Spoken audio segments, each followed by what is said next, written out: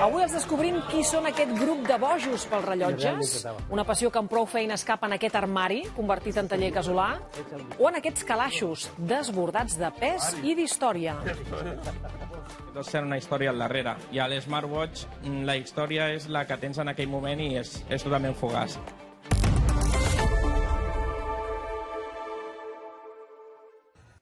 En una setmana que ha estat marcada per l'última tecnologia del Mobile World Congress, hi ha qui decideix mesurar el temps i les relacions, podríem dir que a la manera tradicional.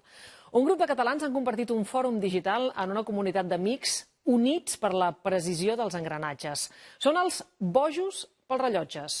I avui els posem cara. Són les 10 del matí al pont del Petroli, a Badalona, però per en Pedro l'hora és el menys important. El que importa és el ritual. Com cada dia, comparteix amb els seus companys de xat el rellotge que l'ajudarà a moure les agulles de la jornada. No és només una foto, és el batec d'una comunitat unida per la precisió i l'enginyeria.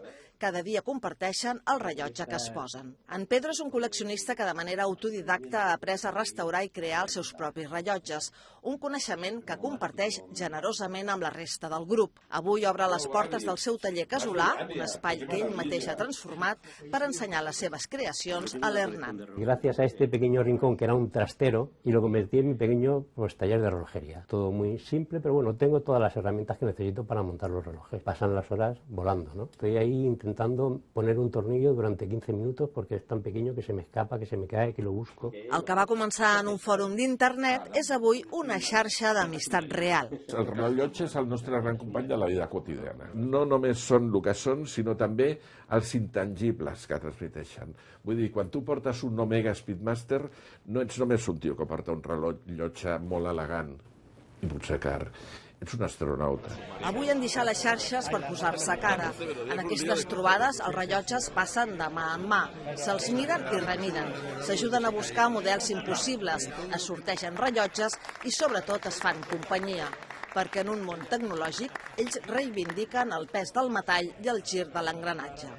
M'agrada deixar el mòbil a un racó quan arribo a casa i a disfrutar de cada rellotge que porto perquè tots tenen una història al darrere. I a l'Smartwatch la història és la que tens en aquell moment i és totalment fugaç. La trobada continua a Mercantic.